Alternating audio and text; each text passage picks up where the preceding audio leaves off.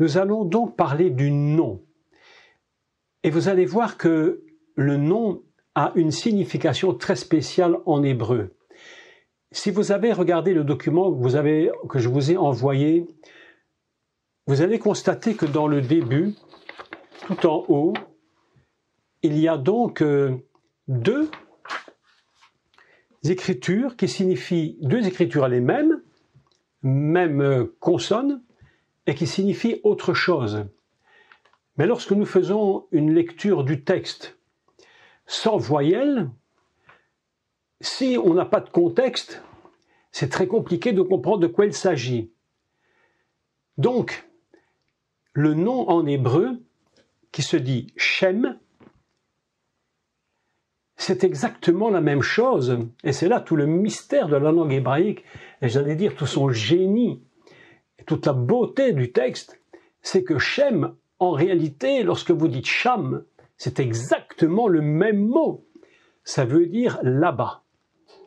Shem, c'est le nom, Sham, c'est là-bas. Et nous allons lire quelques textes que j'ai donc choisis, et vous allez voir qu'il y a quelque chose de très très spécial et que l'on peut faire une lecture très surprenante des textes. Et nous allons donc commencer par Bereshit, c'est-à-dire la Genèse, au chapitre 2, d'accord, au chapitre 2, et au verset 8. Nous sommes donc dans un récit où, si nous lisons basiquement le texte, c'est l'Éternel qui bâtit, qui forme, qui tire, qui crée son Adam. C'est important de toujours répéter la notion du fond de la création adamique. Je pense peut-être que ce serait bien, ça fait déjà peut-être 12 ans, 13 ans que j'avais commencé tous ces cours sur la Genèse, et puis bon, les années ont passé, puis je les ai pas recommencés. Peut-être ce serait bien de refaire des cours là-dessus pour expliquer réellement tout ce que j'ai découvert en plus depuis. Donc nous sommes ici dans un moment de l'histoire où Dieu, Elohim, va créer son Adam, et lorsqu'il l'a créé, il va le mettre dans un endroit tout à fait particulier. Et cet endroit est très intéressant parce que, vous savez, l'humanité aujourd'hui, vous avez constaté que c'est une humanité qui est tout, entre guillemets, sauf une humanité selon le cœur de Dieu. Le monde qui n'est plus connecté avec son Créateur est devenu complètement animal. Il a perdu véritablement le sens de son nom. L'Adam perd son nom, il perd son sens fondamental. Et écoutez la lecture, parce que comment Dieu agit-il lorsqu'il crée son Adam? Moi, j'aime lire ce texte hébreu parce que c'est tellement génial. Et je trouve que Dieu, il a une idée complètement extraordinaire lorsqu'il crée Adam. Écoutez ce qu'il dit, et nous allons le lire en hébreu, parce qu'il faut le lire en hébreu. En français, c'est absolument impossible de comprendre ce texte. Ça ne peut rien nous dire. Il faut le lire en hébreu. Donc, je l'ai écrit sur votre feuille que vous avez reçue, et il est écrit « Vayasem ». Attendez, je le reprends dans ma Torah, voilà. « Vayasem Sham ». J'ai souligné Sham en rouge, d'accord? Donc, Vayasem Sham et Ahadam Asher Yatsar. Et on peut le traduire, il plaça là-bas le Adam, je préfère dire le Adam que l'homme, parce que quand on dit l'homme, vous savez qu'on pense toujours monsieur, mais c'est la nature de l'humain fondamental, il place son humain fondamentalement, donc l'homme qu'il avait fondé là-bas, l'homme qu'il avait façonné ou qu'il avait formé. Donc, Vayasem Sham et Ahadam Asher Yatsar. Et vous avez constaté tout de suite que j'ai écrit le mot Sham là-bas en rouge. Pourquoi? Parce que si nous tirons les voyelles, on peut faire une autre lecture. Et nous pouvons lire « Il plaça le nom ». Si on lit Shem, c'est le nom, c'est son nom à l'Adam. Et ça, c'est extraordinaire parce que il place le nom de l'Adam. Hein, c'est absolument incroyable. Il place le nom de l'Adam qu'il avait formé. C'est-à-dire que lorsqu'il forme Adam, il lui donne un nom. Et évidemment, le nom de l'Adam, c'est Adam lui-même. Et si vous regardez bien le texte, vous allez voir une particularité hébraïque, c'est que dans Vayasem, il y a Shem, les deux dernières consonnes, et puis les deux suivantes, c'est Sham, c'est exactement la même chose. Donc Vayasem, il plaça là-bas le nom. Donc l'idée fondamentale du texte est très intéressante parce que lorsque le nom Shem veut dire là-bas, ça veut dire que le nom nous porte toujours, je parle de la pensée, plus loin que l'endroit où nous sommes. Le nom d'Adam, ce n'est pas seulement Adam ici, mais lorsque Dieu crée Adam là-bas, en fait, il porte là-bas son nom. C'est-à-dire que le nom d'Adam va le porter à une dimension plus loin. Tout nom hébraïque nous empêche systématiquement de rester là où nous sommes. Nous ne sommes pas faits pour rester où nous sommes. D'ailleurs, Dieu lui-même le prend de la terre où il a été formé et il met là-bas son nom. C'est-à-dire que le nom, tout nom hébraïque, va nous porter à aller plus loin. Et c'est très très important parce que ça nous empêche d'être complètement statiques.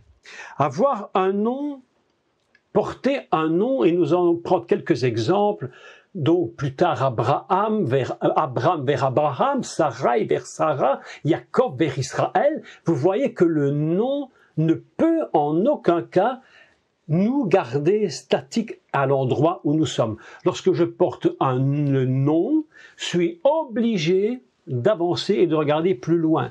C'est-à-dire que le nom nous pousse à rentrer dans le projet divin. Ça, c'est quelque chose que nous devons absolument comprendre. Le nom que Dieu donne nous porte plus loin vers le projet divin. Et c'est pourquoi il est écrit « Vayasem Sham » il porta, il plaça son nom, le nom de la dame, là-bas. La dame qu'il avait fait. Vous comprenez ce que je veux expliquer? Le nom nous empêche de nous enfermer dans un système. Si je regarde un nom et qu'il m'enferme, le nom, évidemment, n'a plus aucune structure. Et c'est ce qui s'est passé avec l'Égypte. Et vous allez voir à la fin, un peu plus tard dans ce cours, que l'Égypte, c'est un nom qui nous empêche d'avancer. Mitzraïm, c'est un nom qui enferme.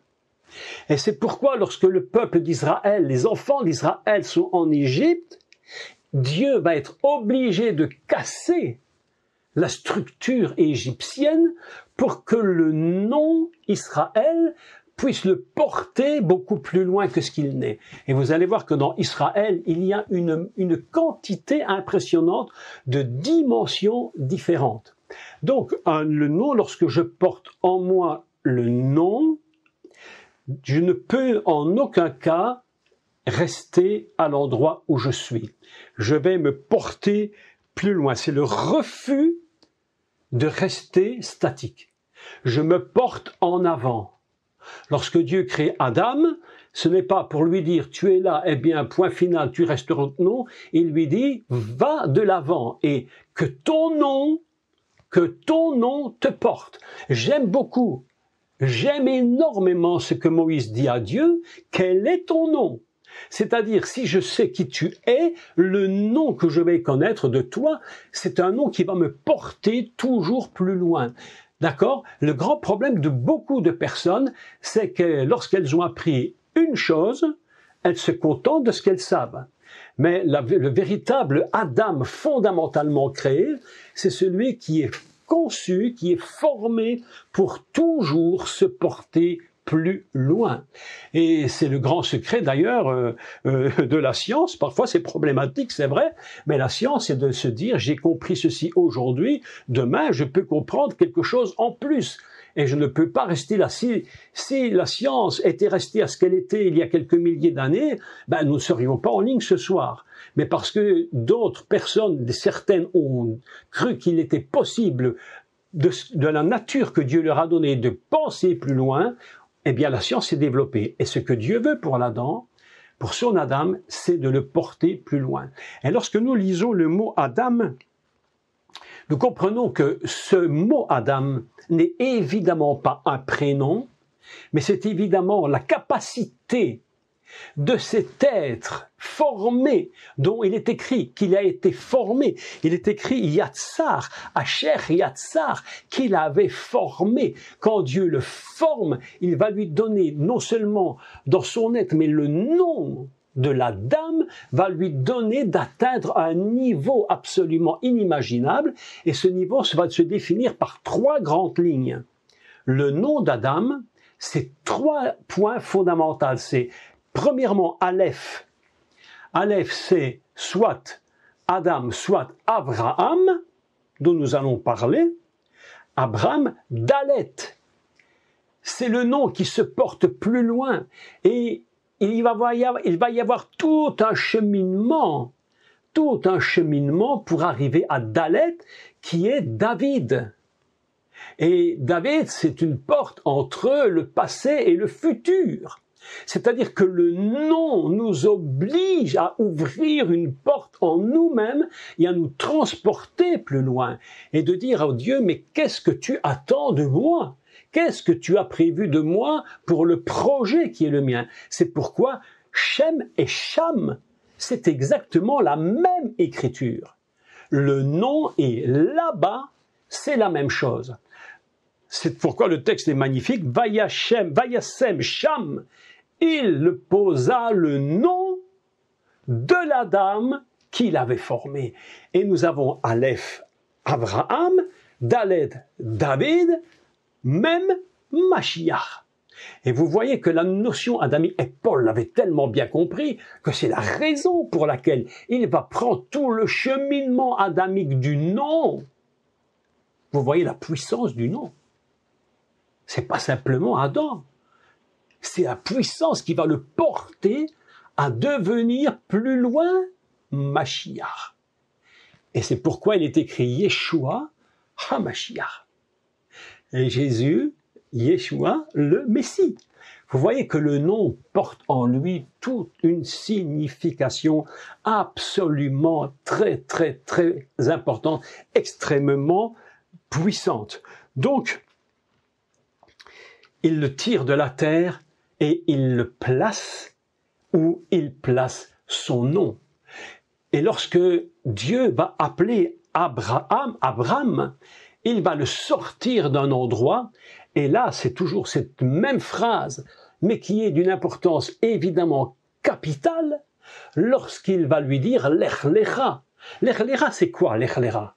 C'est pas reste comme tu es, c'est prends ton nom, utilise ton nom, et porte-toi plus loin avec lui, afin que ton nom se découvre et qu'il puisse à un moment donné de l'histoire passer dans une dimension supplémentaire. Et c'est pourquoi Abraham, c'est absolument fantastique, et Dieu va appeler Abraham et il lui dit, va pour toi, découvre qui tu es. Autrement dit, découvre la nature du nom que tu portes. Et Abraham, d'étape en étape, va devenir un homme qui, tout à coup, Dieu va lui parler et va l'appeler Abraham. Et il va lui dire, écoute, ton nom ne sera plus Abraham parce que tu as compris qu'il fallait avancer avec ton nom. Et ton nom avançant en même temps, ce n'est pas que l'homme qui avance, c'est toute une nature divine en lui que Dieu avait prévue et qui lui dit avance, avance Abraham, n'arrête pas, n'arrête pas. C'est pourquoi Dieu nous pousse toujours à aller de l'avant. et nous irons de l'avant jusqu'au moment où nous arriverons au but final. Et le but final, c'est le but le plus élevé qu'il y aura de toute l'histoire. Le but final, c'est lorsque nous serons avec lui. Et à ce moment-là, nous comprendrons véritablement quelle est la nature du nom. On parle beaucoup de Yeshua, mais souvent, je vous l'ai dit, je vous le répète, on lui dit, mais quel est ton nom? On lui dit souvent, mais qui es-tu? En réalité, quand on lui dit qui es-tu, on lui dit, mais quel est véritablement ton nom? Alors, si tu parles à un chrétien très traditionnaliste, très basique, il te dira, son nom c'est Yeshua, point la ligne, c'est Jésus. Mais ce n'est pas ça, ce n'est pas que ça, c'est beaucoup plus. Quel est ton nom? Ça veut dire quelle est cette capacité que nous avons en toi d'aller de plus en plus loin pour te connaître de mieux en mieux. C'est ça la puissance du nom. C'est pourquoi Shem c'est le nom et Sham ça veut dire là-bas. Donc quand je possède un nom, je suis à la fois sur deux dimensions. Écoutez, ça c'est très important. C'est très important. Lorsque je possède un nom, c'est à la fois, je suis à la fois ici, mais si je regarde, je suis en même temps là-bas. Et nous comprenons évidemment cette parole de Paul qui est absolument fantastique lorsqu'il dit que nous sommes à la fois ici et nous sommes à la fois en haut. C'est-à-dire que le nom nous porte plus loin. Vous comprenez, c'est très important. C'est pourquoi la notion de Shem Sham, à chaque fois que tu lis là-bas, on peut remplacer presque à chaque fois dans le texte de Torah par le nom. Il prit l'Adam, il le prit et plaça son nom dans le jardin. Ça, c'est magnifique, ça. Ça, c'est absolument extraordinaire. Vous imaginez que l'idée fondamentale de l'enseignement traditionnel, c'est Dieu prend l'homme et puis il prend sa nature physique et puis il le dépose. Mais c'est beaucoup plus que ça. C'est beaucoup plus. Le Gan Eden n'est pas fait seulement pour être un lieu où le physique, où la personne physique se trouve, c'est un lieu de développement de l'être qui nous pousse constamment à aller plus loin. Le Gan Eden, c'est un endroit absolument inimaginable. Et c'est pourquoi je vous avais expliqué que le nom est inclus dans la valeur Gan qui est 53, Gimel Nun, et qui est équivalent à Yeshua. En fait, il prend le nom de l'Adam, il met le nom de l'Adam dans le nom du Mashiach. Il prend le nom Adam, il plaça son nom dans la Torah. Mes amis, écoutez ça, si c'est pas puissant. C'est-à-dire qu'il est à la fois créé hors, mais en même temps que Dieu le crée hors adamique, dans l'Adam créé, il y a une place qui le fait avancer, c'est le Gan Eden. Ça, c'est une vérité indiscutable. Et c'est tellement important que si nous comprenons que le nom hébraïque est non seulement un endroit présent, mais c'est l'endroit futur. Et nous avançons constamment, et nous avançons, et nous avançons. Et c'est pourquoi il avance, et lorsque lui dit « Lech Lecha, va pour découvrir quel est ton nom », un moment arrive où Dieu lui parle, et il va lui dire une chose absolument magnifique. Il va lui dire « Ton nom, Abraham, qui signifie « Père élevé », ce nom va te porter tellement loin qu'il va s'appeler maintenant Abraham, et c'est veut dire celui qui va être père d'une multitude de nations. Ce n'est pas seulement élevé, mais c'est maintenant plus encore. Ton nom va évoluer, c'est-à-dire que le nom que Dieu nous donne est un nom qui évolue et qui va de l'avant et nous devons nous empêcher de rester statiques. Il est obligatoire pour tout enfant de Dieu de pouvoir aller de l'avant constamment. Le nom nous porte plus loin et non pas rester statique ici où je suis aujourd'hui. D'accord? Vous comprenez bien cela. Et alors, il y a un texte absolument fantastique. C'est lorsque Dieu parle à Abraham. Et là, le texte est fort. Il lui dit, Abraham, j'ai changé ton nom a évolué, tu as avancé, Tu n'es pas resté que là où je t'ai appelé. Tu n'as pas cessé d'avancer. J'ai transformé ton nom en Abraham, mais maintenant, toi-même, tu vas prendre ton épouse, Sarai, et tu vas faire évoluer le nom. Ah, c'est fort. Imaginez. Et le texte hébreu nous dit ceci. Il dit, tu prendras le nom de Sarai, qui Sarah. Sarai, qui Sarah. Écoutez bien le petit secret. Le nom de ta femme ne sera plus Sarai, qui ça a plusieurs sens. Le petit qui, c'est un kaf avec un yod, qui peut être dit, comme on l'a traduit au général, il ne sera plus Sarai, mais Sarah, mais on peut traduire autre chose. On peut traduire aussi car ou parce que, qui peut signifier car ou parce que. Et là, il y a quelque chose d'extraordinaire. Son nom ne sera plus Sarai parce que elle est Sarah. Ce qui veut dire quoi? Ou car elle est Sarah. Pourquoi? Parce que dans l'idée, d'ailleurs même dans les traductions rabbiniques, le futur est mis entre parenthèses. Il est mis entre parenthèses, voyez?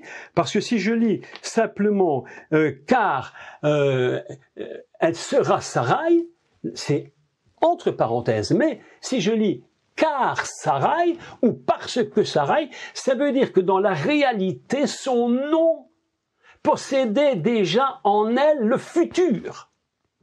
Elle ne le savait pas, probablement pas, peut-être Abraham lui-même non plus, mais lorsque Dieu lui dit « tu changeras » car en réalité, je lui ai donné le nom de Sarai, mais en réalité, elle est déjà Sarai parce que Sarai. C'est-à-dire que dans l'évolution d'un nom, il y a déjà à l'intérieur du nom tout un chemin, un cheminement qui nous amène vers le futur. Nous ne partons pas à vide. Lorsque Dieu donne le nom à Adam, il ne lui dit pas « t'es Adam pour maintenant », il lui dit « t'es Adam parce que tout ton avenir est Adam » jusqu'à la naissance et jusqu'à ce que le Mashiach lui-même soit appelé Adam. Vous imaginez la puissance du nom? La puissance du nom est absolument incroyable en hébreu. Absolument fantastique. Le nom nous empêche de rester enfermés. Alors, lorsque je réfléchissais à ce texte, je me suis dit, Seigneur, mais toi, tu nous as donné, comme dit Paul, un nom. Mais tu nous as, grâce à la croix, tu nous as donné le nom de Yeshua. Et ça, c'est quelque chose d'absolument incroyable. Il y a un verset dans l'Épître, je crois que c'est dans le texte aux Philippiens, si je ne me trompe. Oui, c'est ici aux Philippiens, un texte absolument impressionnant. Impressionnant. Je parlais de ça dimanche matin, justement, Valérie qui est là se rappelle de la lecture qui avait été faite. Et puis, il était dit qu'il nous a transformés. Mais comment est-ce possible d'être transformé? On n'est pas transformé simplement physiquement, on est transformé par le nom. C'est-à-dire que dans le nom, il y a un chemin. Il nous a transformés en Yeshua le Messie. Et ce mot transformé, lorsque tu regardes la version hébraïque, ça veut dire qu'il n'a échangé. Il nous a fait disparaître pour apparaître le nom du Messie. Ça, c'est un texte absolument, c'est dans Philippiens, chapitre 3, 21. Il nous a transformés, il nous transformera. Il a fait pour nous un échange de vie. À cause de quoi a-t-il fait ça? À cause du nom. C'est pas une idée simplement qu'il a dit, tiens, on pourrait peut-être faire quelque chose pour lui tout de suite. Non, non, c'est une évolution. Le nom de Yeshua ne fait que nous avancer constamment. Nous sommes toujours plus loin, nous avançons plus loin à cause du nom. Vous imaginez ce qui se produit lorsqu'on prononce le nom du Seigneur. Ce n'est pas le nom du Seigneur. Écoutez ce que je vais vous dire, c'est puissant, extrêmement puissant. C'est pas seulement je dis au nom de Jésus maintenant, même si je le dis maintenant, oui, mais Le nom, c'est là-bas. Je le dis maintenant, mais qu'est-ce qu'il fera là-bas? C'est-à-dire, là, qu'est-ce que je vois plus loin? J'aime beaucoup cette phrase parce que lorsque Pierre et Jean sont à la porte du temple, ils voient ce boiteux et ils vont lui dire une chose magnifique. Je n'ai ni argent, je n'ai pas d'or parce que ça, c'est temporel. C'est du maintenant. Mais ça existe.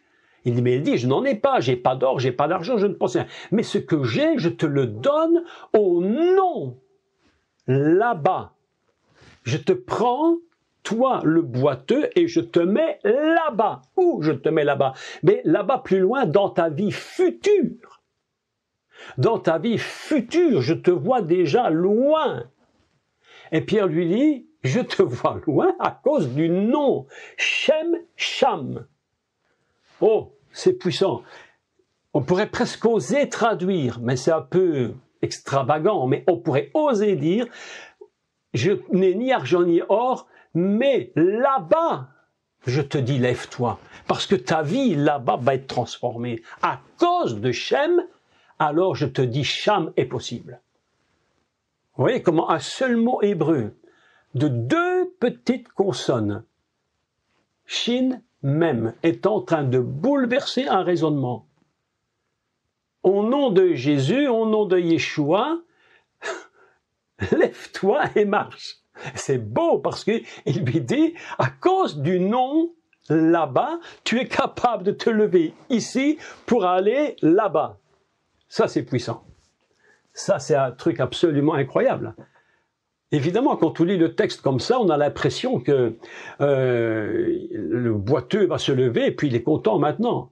Mais c'est pas du maintenant que Dieu parle. Dieu parle, je fais maintenant, parce que tu es dans une double dimension. Tu es dans une dimension du présent, mais en toi, à cause du nom, il y a l'avenir qui est déjà installé. Ça, c'est très important. C'est pourquoi, lorsque nous lisons la phrase Vayashem, Vayasem Cham, il le plaça là-bas, on pourrait dire, écoutez, c'est fantastique le texte, on pourrait oser dire Vayasem, il a pris, il le plaça, qui? Le boiteux, là-bas, à cause du nom. Ça, c'est fantastique, ça. Ça, c'est absolument incroyable. Lorsque l'aveugle voit, au nom de Yeshua, il voit maintenant, mais en fait, il voit loin. C'est pourquoi Shem et Cham, c'est le même mot. C'est fantastique. C'est absolument incroyable. C'est-à-dire que toute personne qui va imposer les mains à un malade ou lorsqu'on va faire quelque chose dans le nom de Yeshua, nous ne devons jamais regarder uniquement le temps que nous faisons maintenant, mais dire que va-t-il se produire là-bas lorsque tous ces gens iront plus loin. C'est à ça que le nom est utile. Yeshua n'est pas que pour maintenant, c'est aussi pour là-bas. C'est pourquoi le récit de ce boiteux à la porte du temple est magnifique. Je n'ai ni argent ni or, mais ce que j'ai, c'est le nom. Ça, c'est fantastique. Ce que j'ai, c'est le nom. Et c'est à cause du nom que tu es guéri pour demain. Alors ça, c'est extraordinaire. Donc, on est dans cette idée extraordinaire. Et je vous disais, je reviens donc un tout petit peu sur cette idée que Dieu va nous emmener plus loin. Et ce n'est pas seulement maintenant que nous sommes sauvés. Dieu déjà a mis en nous, à cause du Messie, il a fait un échange. Il a fait un échange. Il nous a fait disparaître maintenant pour voir plus loin en lui. C'est pourquoi il nous transformera de notre humiliation maintenant à sa gloire là-bas. C'est à cause du nom. Nous ne serons jamais au ciel si ce n'est que par le nom. Sans le nom, nous ne serons jamais avec lui nulle part. C'est pourquoi le nom du Seigneur est tellement puissant. Et nous avons besoin d'apprendre, et je le redis, et c'est vraiment dans ma tête depuis des mois, c'est de lui dire quel est ton nom, Alors vous me direz, ah, mais je sais son nom. Non, tu ne connais pas encore assez du nom, parce que ce nom est absolument à découvrir chaque jour. Chaque jour, nous recommençons d'apprendre quel est ton nom, afin que je sache encore plus de toi demain. Mais où me mènes-tu en ton nom? Et quand tu crois que tu es arrivé là où Dieu voulait que tu sois, tu te rends compte que quand il dit en mon nom, ça veut dire encore plus loin.